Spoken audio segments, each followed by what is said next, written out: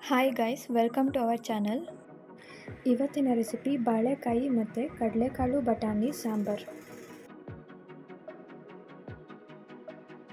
ಕುಕ್ಕರ್ಗೆ 2 table spoon ಎಣ್ಣೆ, 1 spoon ಸಾಸಿವೆ, 1 ಸ್ಪೂನ್ ಜೀರಿಗೆ, ಕರಿಬೇವು ಸ್ವಲ್ಪ, ಹಚ್ಚಿಟ್ಕೊಂಡಿರೋ ಒಂದು ಈರುಳ್ಳಿ, 1 ಟೊಮೊಟೊ, ಹಾಗೆ ಹಚ್ಚಿಟ್ಕೊಂಡಿರೋ ಬಾಳೆಕಾಯಿ, ನೆನೆಸಿಟ್ಕೊಂಡಿರೋ ಕಾಳುಗಳನ್ನು ಹಾಕಿ ಮಿಕ್ಸ್ ಮಾಡಿ.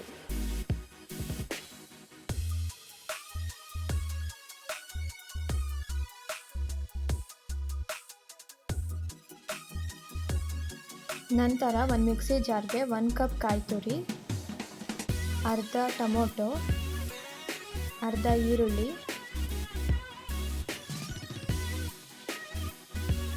ಹಾಗೆ 2 ಸ್ಪೂನ್ ಸಾಂಬಾರ್ ಪುಡಿ, ಸ್ವಲ್ಪ ಕಡಲೆ ಹಾಕಿ ನೀರು ಹಾಕಿ ರುಬ್ಕೊಳ್ಳಿ.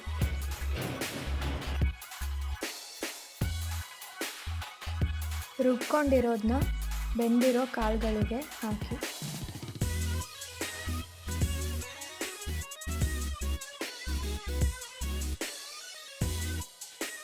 ನಂತರ ಸ್ವಲ್ಪ ಹುಣಸೆ ರಸವನ್ನು ಹಾಕಿ.